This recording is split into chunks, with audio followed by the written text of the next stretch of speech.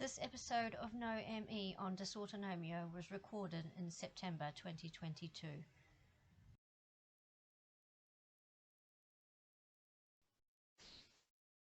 So yes, my topic today, so I'm Sarah Dalziel and I'm a GP at Tino Medical Centre in Aotearoa, and I'm talking today about dysautonomia. So this sort of arises partly because I attended the IACFS conference in New York online. There was a very good 2-hour workshop run by Dr. Lauren Stiles, who is the president of Dysautonomia International. And then furthermore, during the conference, several other snippets, presentations and research about dysautonomia.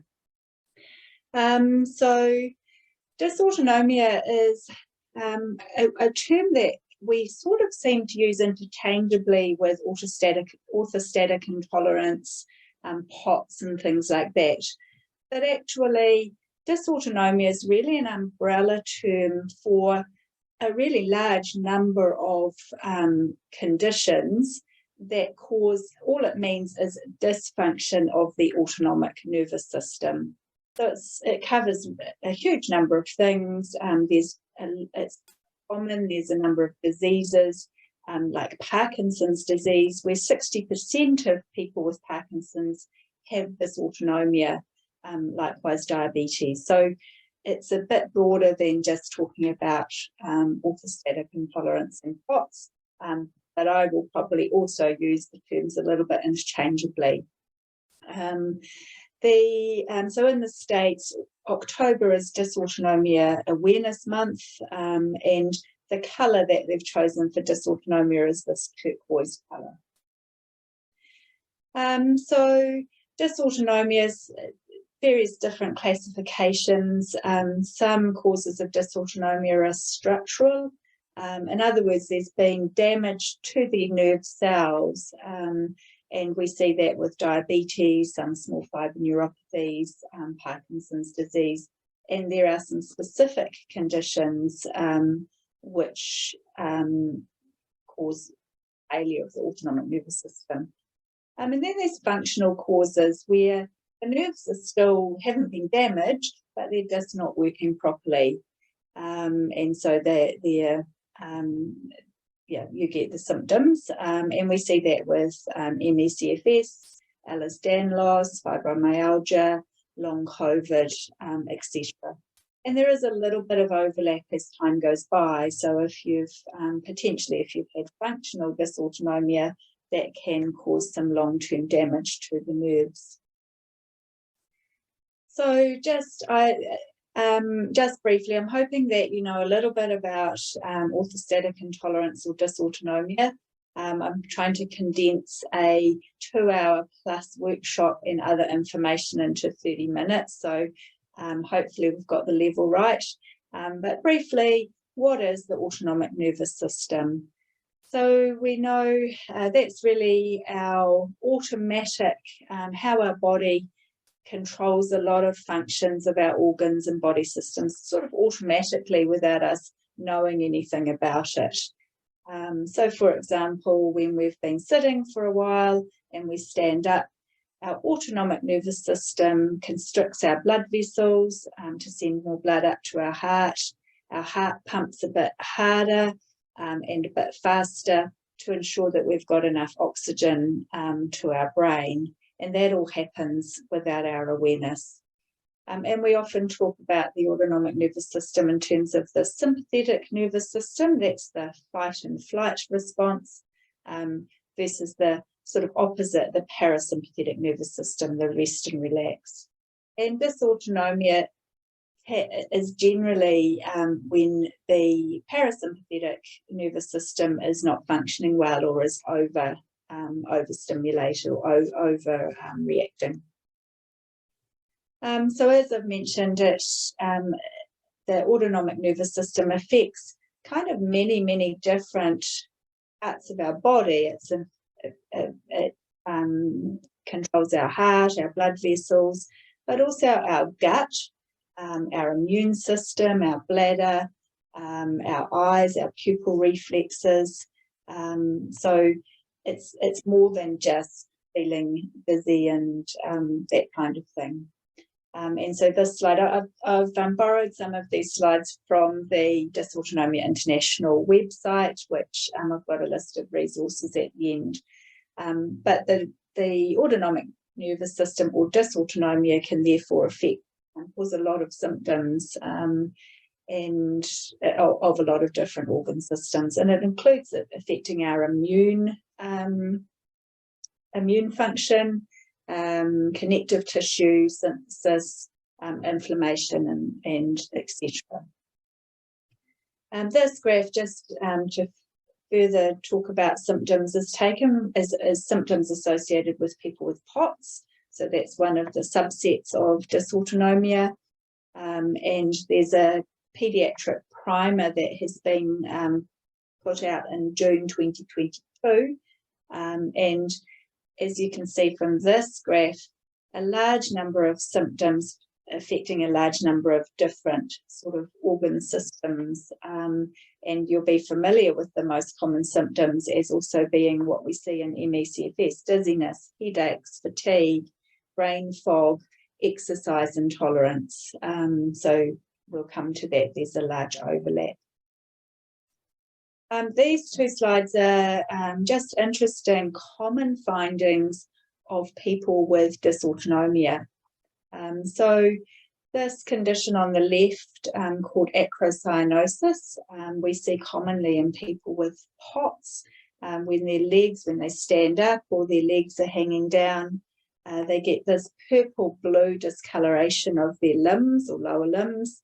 When you press on that, that will go a white colour, and it will take ages for that kind of colour to come back. But a word, that acrocyanosis, we see quite commonly, and it's not always due to POTS, it's due to, there are other medical conditions that cause it, but it's definitely a very common in POTS patients. The other symptom that I actually hadn't heard about but is quite well described is coat hanger pain.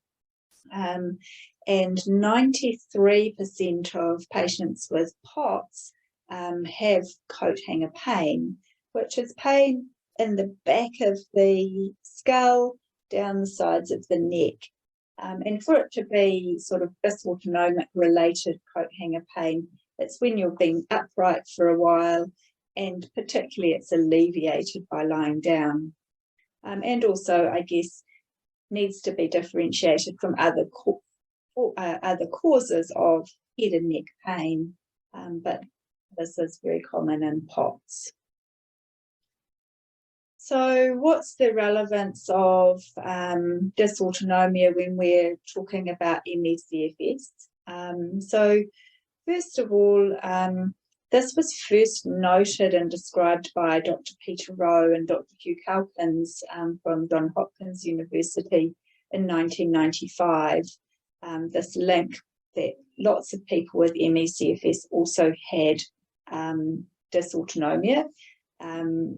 Peter Rowe did a study of 7 adolescents with significant sort of hypotensive symptoms, and then showed that they had really big improvement once those were treated. And Peter Rowe was also, importantly, also made the link between that a large number of people with Ehlers-Danlos syndrome have orthostatic intolerance. And he continues to do some very important research and treatment of patients in this area. Of course, we like to lay claim to fame because Professor Rowe is originally a New Zealander. So orthostatic intolerance, as we know, is also one of the core symptoms in the Institute of Medicine case definition for ME/CFS. You don't absolutely have to have orthostatic intolerance to diagnose ME, but it is a core symptom. As I mentioned, we've got this dysautonomia, which is this umbrella term, but we most commonly talk about orthostatic intolerance. And the kind of definition of that are just symptoms that are made worse by upright posture and improve with reclining. and it includes things like vasovagal syncope or neurocardiogenic problems, so that's fainting, blood pressure drop when you first stand up, or delayed blood pressure drop, POTS, and this general worsening of symptoms when you're upright. So there's been some sort of research to say, well, so a lot of the dysautonomia research, it's quite a small field actually, is all around POTS, so that's why we mention that quite often. So what they've found is that not everybody with POTS has ME, but a large number of people with POTS do reach the diagnosis. And likewise, if you look at ME patients, a large number of them have POTS. And it has reached more, I guess, public awareness, because a large number of long COVID patients have been shown to also have moderately severe dysautonomia. So whereas previously not everybody knew about POTS, it's becoming a lot more known about. So what's the research on dysautonomia showing is what's the cause of this, why do people get it, and like ME/CFS, it's largely unknown. Probable links to autoimmunity, immune dysregulation, there's genetic links, links with some medications and chemotherapy, definitely a link with viral infection, and definitely a link actually with people who've had trauma. So post-concussion syndrome, people will develop POTS or dysautonomia, so some sort of brain insult idea. So just outlining a little bit of the research that was presented at the conference. So there's definitely a lot of research linking dysautonomia with an autoimmune basis. 60%, I think, of patients with Sjogren's disease have dysautonomia. David Kim, unfortunately, he died from COVID. He was a researcher at the University of Oklahoma, has showed that in his studies that more than 90% of patients with POTS have adrenergic and angiotensin receptor antibodies present, and these antibodies are sympathetic activating, so there's a strong link there. Dr. Blair Grubb, who is from the University of Toledo, he has studied 35 POTS patients and looking at different immune cytokines and chemokines, and he's found that 10 out of the 16 markers that he's looked at were elevated in POTS, suggesting that as sort of an auto-inflammatory basis. And in particular, he's looked at this platelet delta storage pool deficiency. It's a little bit beyond me what that means, but it's an inflammatory immune condition. So definitely POTS patients have increased inflammation. And then looking at, so this isn't really to do with the cause of POTS, but how people with dysautonomia or POTS, how it affects also their glucose metabolism and how that's dysregulated. So studies have shown that after a glucose load, so a study doing glucose tolerance tests, similar to testing as what you might have in pregnancy, there's an increase in this hormone called C-peptide. And C-peptide is, we use that as a surrogate marker for insulin production, and increased C-peptide is related to insulin resistance. So people with dysautonomia are more likely to also develop diabetes. And also looking at this GIP hormone, gastric immune peptide, and that's also linked with, so we release that when we have carbohydrate, but we know this hormone causes vasodilation or vascular pooling. So they've shown that there's a far greater increase in DIP hormone in POTS patients when they've eaten a big carbohydrate meal. And that links with, we already know that if you eat a big meal, your POTS symptoms might get worse after that. And so good advice for patients is to eat small carbohydrate meals regularly rather than a massive meal. So leading on to slightly more practical or day-to-day stuff on testing. So we know the gold standard test for orthostatic intolerance is tilt table testing, but it's nigh on impossible to get tilt table testing, and it's quite sort of detailed and difficult to access. So the poor man's tilt table test is called the 10-minute stand test, which is very similar to the Nasoline test, and that can easily be done in an office by a nurse, anybody with blood pressure and pulse rate monitor. And the picture on the right is really of the Nasoline test, where you lean against a wall to support you, but you're not moving much, using your legs to improve your blood flow back to your heart. And you take a blood pressure and pulse measurement every minute with a record of symptoms to see what happens.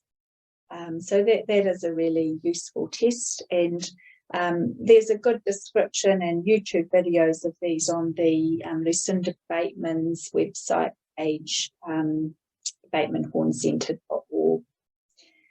The other way of assessing people's orthostatic symptoms, and it can be used to sort of track people's progress, is using a questionnaire. So there's an orthostatic intolerance questionnaire, which covers, you rate symptoms, 5 symptoms they look at, and rate 4 different functional scores and how badly you feel or how badly you're doing. And you add those scores together to give you an outcome score. The compass score is probably mostly used, I think, for research. It's a composite autonomic nervous system symptom score, but it has a good list of all the different organ systems. So it looks at vasomotor, secretory function, stomach symptoms, pupil function, things like that. And so that they're useful ways of, asking patients, do you have orthostatic intolerance? On to treatment. So one of the quite good things about dysautonomia is it's measurable with these tests, but actually there's also lots we can do to help. And treatment can actually really improve outcome. So there's been a very good UK study of 135 ME/CFS patients, and they did questionnaires on how they were functioning and their symptoms, and then they had an exercise program or treatment program for orthostatic symptoms. And what they found was that if patients had treatment for their orthostatic symptoms, they made a really big difference to their functional score, and they were able to do more, they felt better. Despite the fact it didn't make much difference to their fatigue symptoms and fatigue scores, they functionally were a lot better. And similarly, a Harvard study of POTS patients, these patients didn't necessarily have ME/CFS, they did a supervised exercise program, and they showed vastly improved quality of life. And interestingly, at 6 months, a number of them no longer met the criteria for diagnosis of POTS, although unfortunately they did still feel fatigue. So I'm just going to run through just checking the time, some of the non-pharmacological treatment. I'm not going to cover pharmacology today. So probably the mainstay of treatment for orthostatic intolerance is fluids and salt. And these need to go hand in hand, drinking 2 to 3 litres of fluid throughout the day. So having a litre in the morning and half a litre at lunchtime doesn't quite cut the mustard. It needs to be regularly during the day. And adding and salt is really important as well. So the kind of general recommendation is about an extra teaspoon of salt over and above your normal salt intake.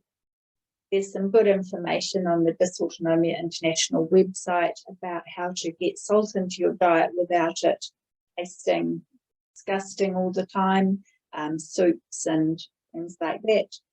You can get extra salt by using electrolyte solution, salt tablets. Electrolytes are useful. There's been a previous conference, some presentation about that, because a little bit of glucose does help salt to cross the cell membrane and be better utilised. I just wanted to spend a little bit of time talking about exercise, which is also always a little bit of tricky to get the balance right. Because of in ME/CFS, obviously we've got to be careful about exercise advice because of post-exertional malaise, and we want to pace that. Having said that, for orthostatic intolerance, inactivity is actually sort of the enemy. The less you do, the more deconditioned your system becomes. Your autonomic nervous system is more sort of out of balance. So doing something is really necessary. Exercise itself, we're trying to improve, so reduce deconditioning, but improve the muscular pump function. So trying to get our legs to work better, our core to work better, to pump that blood back into our central venous system. And also cardiovascular heart pump function is important as well.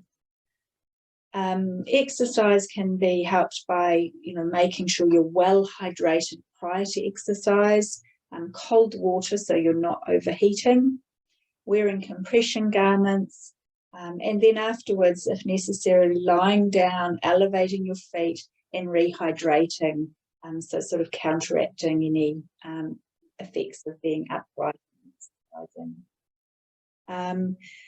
This movement ideas generally, so you want movement that helps to improve this, your leg muscle function, your core, and initially starting with lying down exercises. So there's lots of 10-minute kind of YouTube type stuff with Pilates and yoga, or lying down using weights or stretchy bands to try and improve your function. Some physiotherapy programs, some rehabilitation physiotherapy programs are quite good. And on the Dysautonomia International website, they've actually got some exercises that you can do, things like clamshells, leg lifts, hamstring stretches, etc. The top modified Dallas protocol, I haven't looked at that in detail, but there's also a link on the Dysautonomia International website, and it leads you through, how to progress with exercise in a sensible fashion. Clearly what you can do depends on how severe your symptoms are or how severe your ME/CFS is. So if you can't get out of bed, then you need to start very gently and slowly, compared to somebody who is able to, do more, can get into more exercise or movement. And exercise and water is extremely helpful because it's good for our joints, and water acts as sort of like and swimming on the horizontal eliminates orthostatics as well. I haven't got too much more to go. Compression is really important for orthostatic intolerance. So you can wear knee-high sports compression socks or longer. Abdominal binders are useful. So these you can loosen off a little bit if it gets too tight. And they often just, in the States, they call them Spanx, I think, but the type of fashion compression garments that you get to make you look better, iron out your fat and all that sort of stuff is useful. Any kind of compression of your legs and abdomen.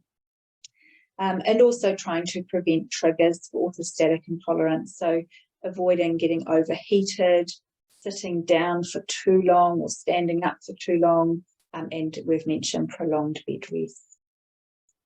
There's certain postural manoeuvres that you can do if you to try and keep that pump muscle function working. So marching on the spot if you're waiting at the supermarket checkout, bending over from the waist. If you get orthostatic symptoms, sitting down, reclining back and sitting with your knees up to your chest with your laptop means you might be able to work a bit longer. Good sleep habits, we've mentioned a healthy diet and avoiding large amounts of carbohydrate all at once. And then importantly, education, because we might not be able to, this is an ongoing thing that we're dealing with. So need to learn to cope with those things that cannot be treated. This is my second to last slide. So also presented at the conference is some studies on POTS patients of vagal nerve stimulation. So there's been 5 or 6 small studies of people using a TENS machine or one from, I think it was Italy, where they used something called a NEMOS device. And that's attached to the ear, so either at the front of the ear or the ear lobe part, so it's really attached to the concha, and that stimulates the auditory division of the vagal nerve. And that has been shown to really decrease orthostatic intolerance symptoms or POTS symptoms. Just applying it actually for 2 to 6 minutes per day. And interestingly, the study showed that using the right ear was better than the left ear. They've also shown that if you actually use that long term, you get reduced inflammatory symptoms as well. So I'm not sure how you, I think that is quite accessible. It has been used overseas for things like epilepsy as well, so quite widespread use. This is, so I've got a list of what I've found useful resources. There's a lot of good information actually on treatments and explanations. So the Dysautonomia International website is great, and they've got a good Facebook page as well. Professor Peter Rowe has a really good booklet. I haven't got a link here for that, but if you Google up Dr. Peter Rowe orthostatic intolerance, his booklet is excellent, and it outlines the different types of orthostatic intolerance treatments and pharmacological treatments as well. And I found some very good information on the Bateman Horne Centre Facebook page, including the questionnaire, the stand test, patient handouts, and she also, Elizabeth Bateman also has a lot of good MSCFS information. And for those who want to know a whole lot more and delve a bit deeper, this is the link for the paediatric primer on POTS.